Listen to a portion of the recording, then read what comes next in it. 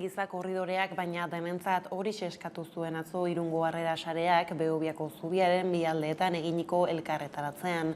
100 lagunek zubi oso hartu zuten. Hain zuzen ere, Frantziako poliziak kontrola jarri ohi duen tokian, zubia mostu egin zuten manifestariek. Larunbatean, Bidasoa ibaiak gurutzatzen ari zela migrante bat desagertu zela salatu zuten. Harrera Sarearen ustez, ez da onargarria gertaturikoa, ez bai litzateke halakorik pasatuko migrantzaileek bestelako bideetatik ibiltzeko aukera izango balute. Gainera, Ipar eta Hego Euskal Herriko erakundei beharrezkoa den korridore humanitarioa bermatzeko eskatu die sareak salatu dute izan ere, Ipar Euskal Herriko sareetako kideak ari direla giza korridore horien ardura hartzen. Datu bat ere, eman dute urtea hasi zenetik, 2 voluntarioa txiki dituzte polizia etxean. Ukrainako errefuxiatuekin ere elkartasuna erakutsi du Harrera Sareak, babes beharrean dagoen pertsonei beharrezko erantzuna eman behar baitzaie eta arlo horretan erakundek egindako lana aitortu dute. Arratsaldeon guztioi, oraindik ez dute atzeman larunbatean Bidasoa ibaiak gurutzatzen saiatu zen pertsona eta sareak kontrol arrazistei egotzi die desagerpena. Ostera, Ukrainako gerratik ihesi direnen gainean da fokua, baita ere, hauei aterabidea bermatzeko erabaki politikoetan.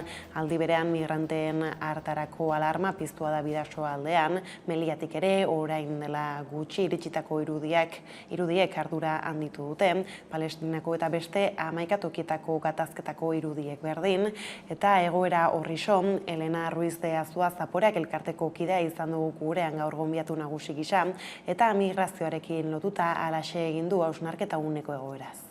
Ukrainiako konfliktua eta gerra noski oso garrantzitsua da eta zehoz egin behar dugu eta lagundu behar dugu hortan, noski baietz, baina egia da, gero Melillan edo Bidasoan gertatzen ari diren gauzak, beste adibide batzuk dian, daramatzagula ja zakezen bat urte gauza hauek jasatzen eta bizitzen, eta ja ez dira berriak, iragarkiak ikusten baldi baitugu edo egunkariak dela gauza hauek ja ez dugu mailan jartzen ez da ez dugu honi buruz ziten, orduan, pixkat uzten du edo, azaltzen du nolako sistema razista batian edo bizitzekean azkenean garrantzi asko ematen diogu gauz bati eta beste batzuei ez diogu hainbesteko garrantzia ematen edo. Hain zuzen ere, Ukrainako gatazkaren berpizteak 2 milioi errefuxiatu baino gehiago eragin ditu, emakumeak eta haurrak gehien bat. UNICEF-en arabera 7,5 milioi haur arriskuan daude gatazka honen ondotik, eta hauen egoera zein den ezagutzeko konexioa egin dugu Garazi Barriuso, UNICEF Euskadiko komunikazio arduradunarekin, izan ere dagoeneko Euskal Herrira iritsi diren haurrekin elkartu da erakundea. Gure lana egia da Ukrainan bertan eta Ukrainarekin mugakide direan herrialdeetan, Polonian, Hungarian, Moldavian, Rumanian dagoela. UNICEF-en lehentasuna da batez ere Ukrainan bertan dagozan barne desplazatuak, ume eta familiak, eta Ukrainatik krisi egoera dela eta alde egin behar izan duten, ihes egin behar izan duten familia horrei erantzuna emotea. Oindala 8 urtetik gagoz bereziki lanean Ukrainan, baina oindala 25 urte jarri izan UNICEF Ukrainan, eta gaur egun egoera oso zaila badabe, 100 pertsonatik gora dagoz UNICEF-en lankideak bertan Ukrainan lanean, eta hori da gure lehentasuna orain kaltetutako ume eta familiei babesa emotea. Ordea Madrildik iritsitako azken albiste iso Ukrainara armak bidaltzeko santzezen iragarpenak gobernua bitan hautsi du. Unidas Podemosek gerraren alderditzat definitu du PSOE eta gurean modu honetan egin du haser horren analisia Iñigo Aduriz, eldiario.eseko kazetariak. Goizean hemen kongresuan izan ditugun prentsaurrekoetan bai Unidas Podemosek eta baita gobernuaren bazkie izandako taldeek, adibidez EH Bilduk, Konpromisek eta Maspaisek argi eta garbi adierazi dute hori defentsaren gastu hori igotzearen kontra egongo direla, eta azalduko direla. Beraz, beste behin, bi bazkide, hain zuzen PSOE eta Unidas Podemosen arteko harreman hori ikututa gelditzen da, erabaki hauengatik, ze badirudi hori gudaren inguruan edo Ukrainiaren inbasioaren inguruan desberdintasunak dituztela, ez? PSOEren ildotik euroeskualdeak gogorra hitzetzi du Ukrainako inbasioa barte eginiko agerraldian eta Europar Batasunaren estrategia babestu du. Bordelen batu dira hain zuzen ere, Iñigo Urkullu Eusko Jaurlaritzako lehendakaria, Alain Rousset Akitania berriko presidentea eta Ana Oio, Nafarroako gobernuko herritarrekiko harremanetarako kontseilaria. Urkulluk esan du Ukrainari laguntzea dutela xede. Errusiako gobernuak Ukrainaren gaineko inbasio militarrari eusten dio. Horren aurrean, Europar Batasunaren erantzuna berehalakoa eta sendoa izan da. Besteak beste, martxoaren 3 batzordeak argi berdea eman zion 2001/55 zuzentarauari. Horren bidez, Ukrainatik ihesi irten diren pertsonei nazioarteko babesa ematera behartzen gaitu estatu eta gobernu guztiak. Egoera honen aurrean, Europar Batasunak eman duen erantzunak lankidetzaren garrantzia erakusten digu. Erantzun hori bat dator euroeskualdearen xedearekin. Gai zaldatuta eta lerroburuekin jarraikin, Atristain auziko jurisprudentzia oinarri hartuta, Gorka Palacios euskal preso absolutu du Espainiako Auzitegi Nazionalak, 2 atxilotuk torturapean jo zuten erruduntzat Palacios eta auzitegiak dekretatu duenez giza eskubideen Europako Auzitegiaren jurisprudentzia berriaren arabera deklarazio horiek ez dira kontuan hartu behar. Ondorioz, Palaciosen aurkako frogarik ez dagoela adierazi du auzitegiak eta errugabetzat jodun. Fiskaltzak 316 urteko espetxe zigorra eskatzen zuen Palaciosentzat eta 2001 Madrilen egindako atentatu batengatik. Epaiak adierazten duenez, Atristain auziko jurisprudentziak inkomunikatutako atxiloketa egoeran defendatzeko eskubideari buruzko estandar berri bat ezartzen du. Izan ere 2010 atxilotu eta inkomunikatu zuten Xavier Atristain Gorosabel eta ez dioten abokatu bat aukeratzen utzi. Epaiaren arabera gainera jurisprudentzia hori funtsezkoa da oinarrizko giza eskubideak bermatzeko. Bestetik, Etxerat elkarteak jakinarazi du Iñaki Reta euskal presoa Soto del Real espetxetik Zabaiara leku aldatu dutela Arretaren euskal herriratzea joan den urtarrilean iragarri zuten. Orduan jakinarazi zutenez, Espainiako espetxe erakundeek eta Eusko Jaurlaritzako Justizia sailak adostu zuten Iñaki Reta bera, Asier García, Imanol Miner, Lierni Armendariz, Bitor Franco, Gotzon Aramburu eta Xavier Zabalo euskal herriratzea. Eta lerroburuekin amaitzeko preso ez gabiltzala bizi osoko kartzela zigorra betetzen ari den Iban Kolona preso Korsikara martxoaren 2 Arleseko presondegian erasoa pairatuz geroztik, mobilizazioek eta mugimendu politikoek ez dute etenik izan Mediterranoko uhartedian. Gogora ekartzeko Kolonak egoera oso larrian segitzen du Marsiako ospitale batean, garun heriotza egoeran. Bada presoari elkartasuna helarazteko Euskal Herria Baik elkarretaratzeak antolatu ditu gaur arratsalderako, Baionan, Donibane Garazin eta Maulen. Azken egunetan Korsikan izan diren mobilizazioen testuinguruan eta Giles Simeoni, Korsikako presidentak joan den ostegunean egindako eskaeren ondotik, Frantziar gobernuak bizi osoko zigorra betetzen ari diren Pierre Alexandri eta Alain Ferrandiri DPS estatutuak kendu die aurretik Kolonarekin egin zuen bere egoera larria ikusirik. Azken igandean Bastian milaka lagun bildu dituen manifestazioa iragandan, ondotik istilu larriak izan direlarik. Korsika garaiko prefeturaren arabera 77 lagun zauritu dira poliziaren eta manifestarien arteko liskarretan. Testuinguru horretan badirudi Frantziar gobernuak elkarrizketaren bideari ekiteko asmoa duela. Hori litzateke Errepublikako presidentaren eta lehen ministroaren eskaeraz, barne ministroak martxoaren 16 eta 17 uhartegira egingo duen bisitaren helburua. Astearteko lerroburuak horrela heldu diezaiogun eguneko argazkiari oraindik ez dute atzeman larunbatean Bidasoa ibaia gurutzatzen saiatu zen pertsona Irungo Harrera sareak kontrol arrazistei egotzi die desagertu izana. Testuinguru honetan atzo arratsaldean 100 lagun bildu ziren Behobiako zubian denentzako korridore humanitarioak aldarrikatuz. Larunbatetik desagertutako migratzailearen bila ari dira, baina oraindik ez dute aurkitu. 3 pertsonak Lapurdi eta Gipuzkoa arteko Bidasoa ibaira salto egin eta 2 baino ez zuten lortu gurutzatzea. Eusko Jaurlaritzako hartarazi du tenperatura hotzek uraren emariak eta marea biziek zaildu egiten dituztela erreskate lanak. Irungo Harrera Sarearen arabera, azken astean migratzaile ugari aritu dira ibaia gurutzatzen. Ez beharra aurreikus zitekeela salatu dute eta gauzak horrela 100 lagun bildu ziren atzo arratsaldean Behobiako zubian, guztientzako korridore humanitarioak eskatuz, migrazioa heriotzarekin lotzen jarraitu behar ez izateko.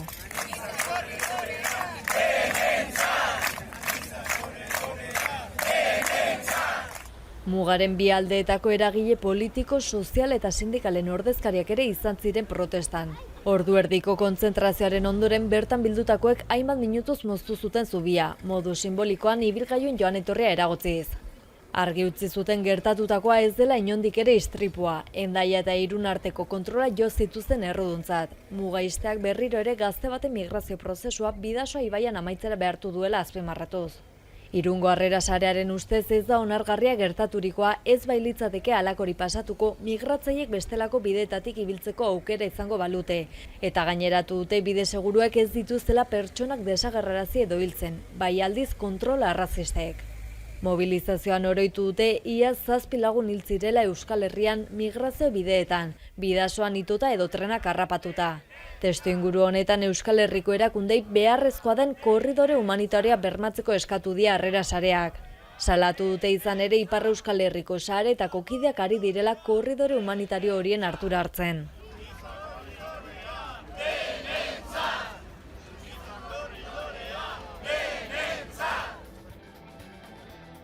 Gasteizako Azorain bertan baita Estilanao lankidea, lanpostuaren ezaugarriaren araberako hizkuntza irizpideak ere berezituagoak izango dira Araba, Bizkaia eta Gipuzkoako administrazio publikoan.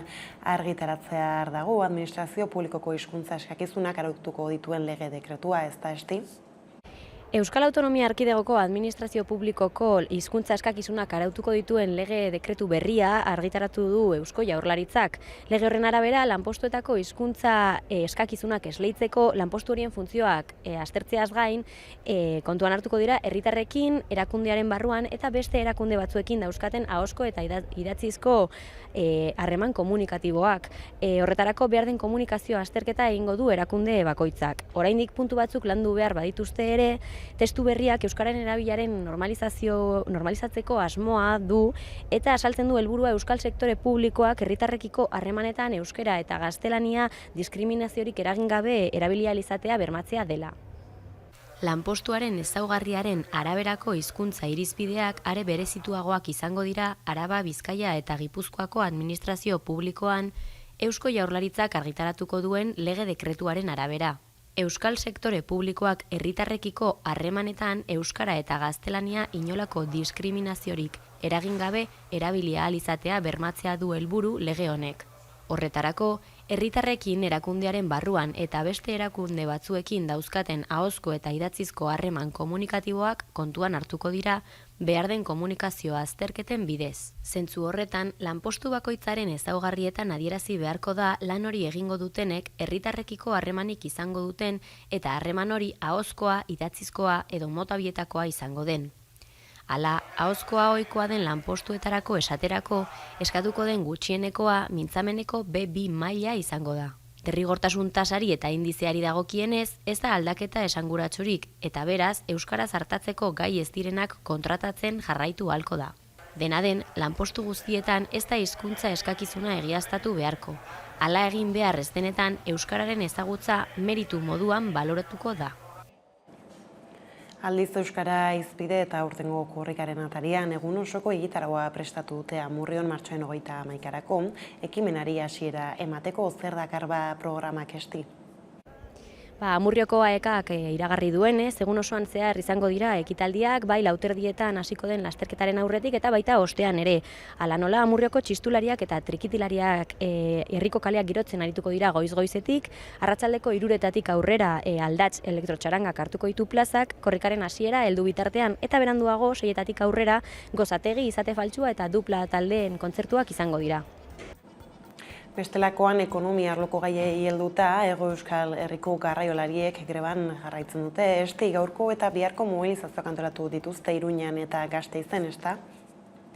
Bai, hala da, Hego Euskal Herriko eta Espainiako estatuko milaka garraiolarik greba mugagabea hasi dute erregaiaren etengabeko prezioaren igoera tarteko. 3 sindikatuak eta Tradisna Nafarroako garraiolarien elkarteak bat egin dute Espainiako garraioaren defentsarako plataformak deitutako lanuzte mugagabearekin, eta lanuzteaz gain mobilizazioak iragarri dituzte euskal garraiolariek, hala gaur bertan Iruñean eta asteazkenean Gasteizen protestak egingo dituzte administrazioei neurriak eskatzeko. Horrez gain, kaleratera gara, igoera energetikoak herritarrengan izan duen eragina ezagutzeko. Evidentemente ha hecho que la gente pues reposte mucho menos que antes. Antes venía la gente y lléname el tanque, ahora no, ahora échame 20 euros, échame 30 euros. Y en cuanto a la clientela, bueno, hemos recibido pues mucha crítica de parte de los clientes, pero bueno, como te comento hace rato, pues nosotros no tenemos la culpa del aumento del combustible.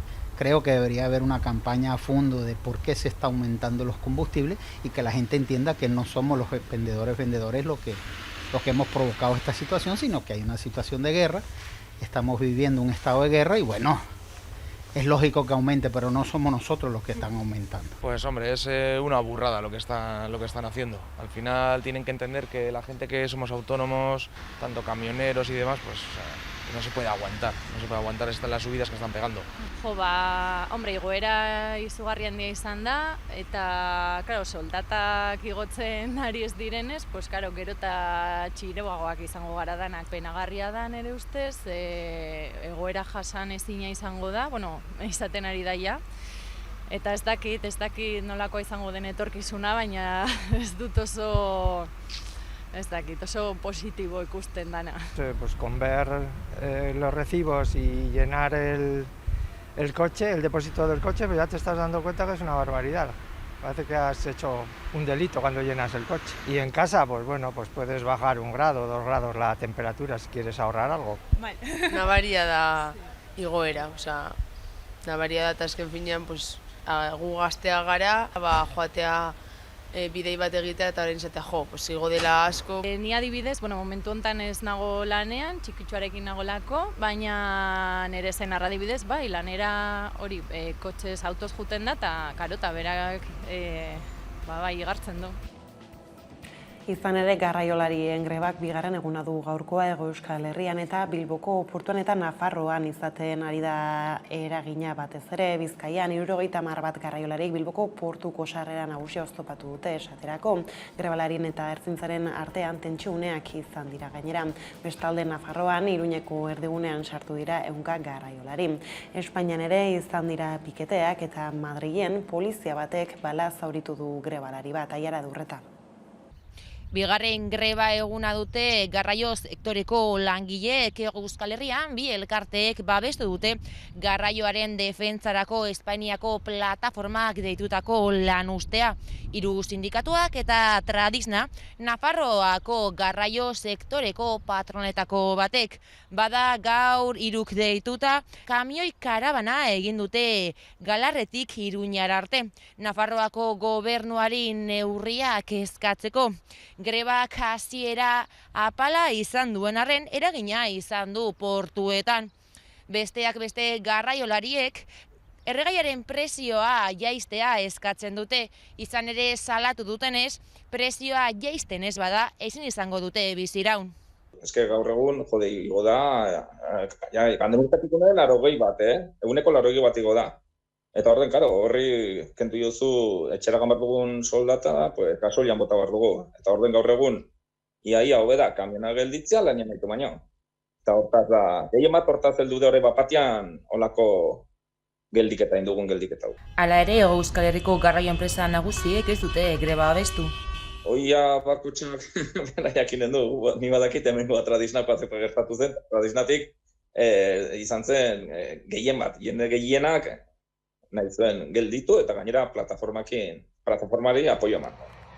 Espainiako gobernuak iragarri du zerga jaitsiera jasoko duen plana ezarriko duela martxoaren 29an. Tartean erregaien zergak jaitziko ditu. Bien bitartean garraiolariek aldarrikatu dute erregaien prezioa maizago aurreikusi behar dela. Ez dakigu zenbaterako izango den zergak itxiera hori. Garbi dagoena da, tarifak berritu beharra aldiro, ez? Ez dakigu zenbateraino Garestituko den gasoila, eta orduan, ezinbestekoa ikuste zen, grebaren tarifak, diru berritzea. Piketeak egon dira goizean, adibidez Bilboko portuan 70 kamioilari inguru piketeranak egin dituzte, eta ertzaintzak esku hartu duenean tentsioa sortu da. Bestetik Madrilen goizeko ordu txikietan polizia batek grebalari bat bala zauritu du. Edonola ere, hiruk adierazi du datu zehatzik eduki ezarren eragina nabaria dela, eta horrek zuzeneko eragina du arrantza sektorean. Egoera horrela, arrantzaleek erabaki dute astelehenera arte ez itsasoratzea. Alan gatazkez gabiltzala Nogaldiako grebalariek elkarretaratzea egin dute Bart Bilboko epaitegien aurrean, greba eskubidea urratzaitik egin den epaiketaren aurretik. 2019an greba hasi zenetik enpresak grebarekin bat egin ez duten langilei hilero 300 euroko gainsaria ordaindu die. Bada halako urraketak salatuz, Gakoak saioan mintzatu da Mikel Etxeberria, ELA sindikatuko industria arduraduna entzun dezagun. Enpresak iaz komunikatu zigune nola greba babestu ez zuten langilei 300 euro ordaindu zietela greba ziratik urte eta erdi gutxi gora bera. Eta, guk uste dugu hori dela beste greba bortxaketa bat ere, aurretik ere egon dira beste bortxaketa batzuk, adibidez nera ilegal baten, lan baldintzak aldatu grebalariei eta barretazkenean ikusten duguna da, hemen greba ziratik enpresak egin duena da, era ezberdinetan greba erasotu eta horren ondorioz gaude gaur egiten dugu 976 egun greban eta luzatzen ari da, gu nahiko genduken baina askoz gehiago, baina langileak tinko daude, konzentrazioak egiten, juridikoki ikusten duguna epaitegira eramaten eta guk betiko lez gure negoziatzeko borondatea trasladatzen dugu eta tamalez oraindik ez dugu ikusten enpresa negoziatzeko gogoarekin. Eta gaurkoan urteko lehen bilera egin du elkarrizketa sozialaren mahaiak, Komisiones Obrera sindikatuaren parte hartzarekin honek hitzordua otsailean atzeratzea eskatu ostean. Alderdi jeltzalea diputatuen kongresuan lan erreformaen aurka agertu zenez, Komisiones Obrera sindikatuak hausnarketarako denbora eskatu zuen elkarrizketa sozialerako mahaian parte hartuko zuen ala ez erabakitzeko. Hala baina ohar batean azaldu dute, azkenean batzarretan egongo direla, behin gogo eta tartea bukatuta erabaki hori hartu baitute. Hala sindikatu horrek egindako eskaria betez, mahai gainean izan dituzten gaien zerrendan dago, parte hartze instituzionalaren legearen oinarrien hitzartzea. Horrez gain, 2022ko lehen bileran urteko plana adostu dute, baita lantalde ezberdinek hitzartutako akordioak onartu ere, ELAk eta LABek uko egin diote mahaian batzeari. Horrez gain, ELA, LAB, Steilas eta Komisiones Obrera sindikatuak ez datoz bat Eusko Legebiltzarran eztabaidatuko den hezkuntza lege berri baterako oinarrien zirriborroarekin. Ez dute bat egiten edukiekin, ez da eduki horiek finkatzeko erabili den prozedurarekin ere. Hezkuntza komunitatea osatzen duten langileen iritzia ez dela kontuan hartu pentsatzen baitute. Hala haien hitza entzunarazteko mobilizazioak antolatuko dituzte Aiara Durreta. ELA, LAB, Steilas eta Komisiones Obrera sindikatuek agerraldia egin dute Araba, Bizkaia eta Gipuzkoako hezkuntza legearen zirriborrarekiko duten desadostasuna azaltzeko zein prozesu horretan eragiteko. Bada hezkuntza legeak jaso beharko lituzkeen edukiak aldarrikatu dituzte. Besteak beste hezkuntza lege propioa, publiko ardatz izatea eta segregaziori aurre egiteko neurriak edukitzea. Oinarri hauek bete beharko dituzte diru publikoa jasotzen duten eskola guztiek. Ituntze sistema unibertsalarekin bukatuz.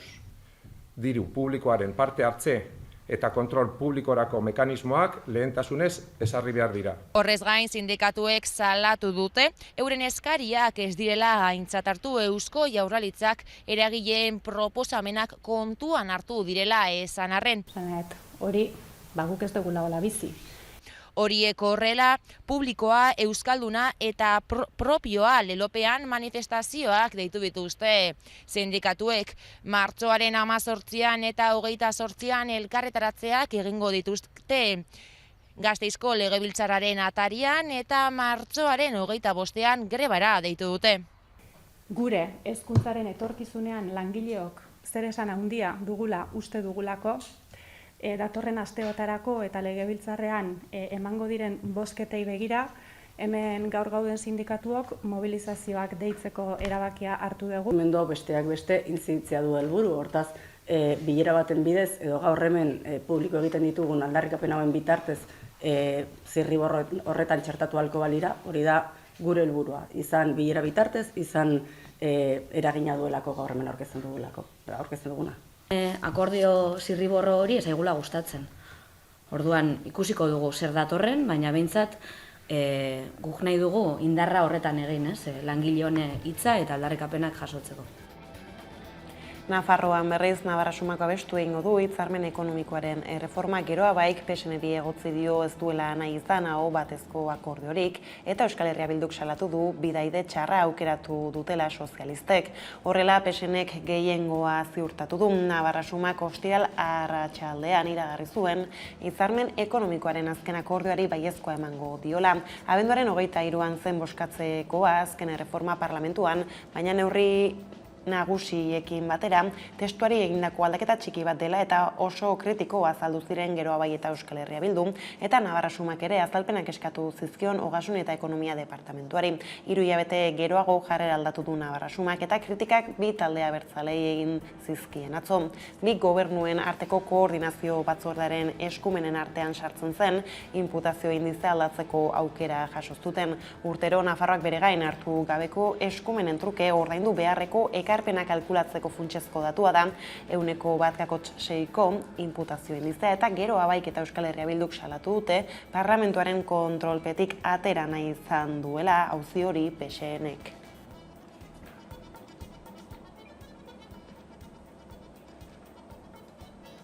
Bestaldetik uztailaren 2an Pirinioetako 300 gailur baino gehiago argiztatzeko mobilizazio bat antolatu du gure esku erabakitzeko eskubidearen aldeko dinamikak. Kataluniako beste plataforma batzuekin batera antolatu du.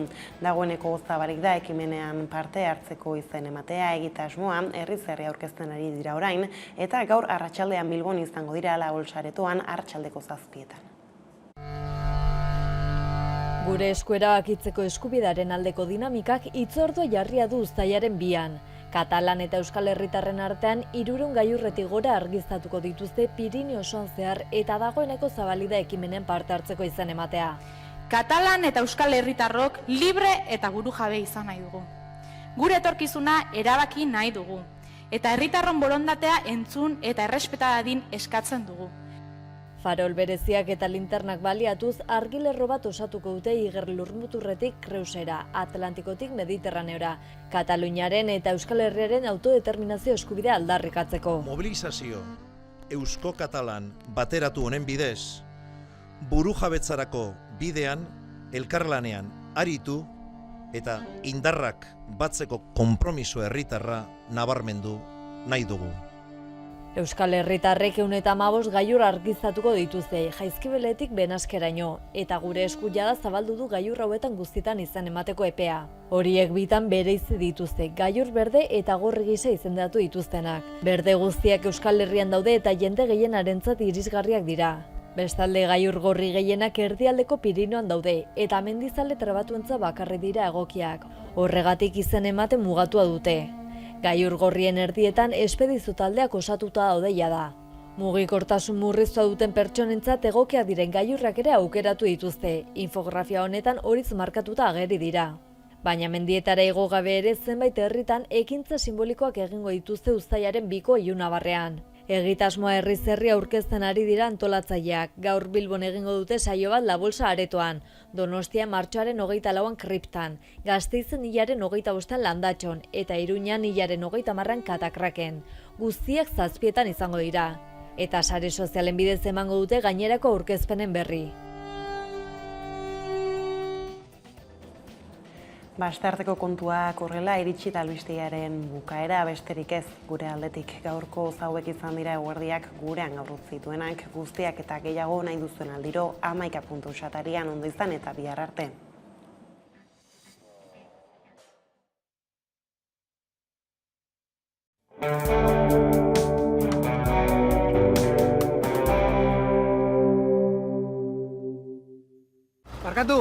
alde zarra? Bai, giga ezkerrera, gero giga eskubira, gero gigatu berriz eta bertan. Zatoz Euskaltelera eta eskuratu zuntza, mugikorra eta telebista, hilean 59 euroan urtebetez. Eta orain probatu gigabateko abiadura simetrikoko zuntza 3 hilabetez prezio berean. Eta egunero legez, elkarrizketari atea irekiko diogu. Atarretarako gaurkoan gurekin dugu Elena Ruiz de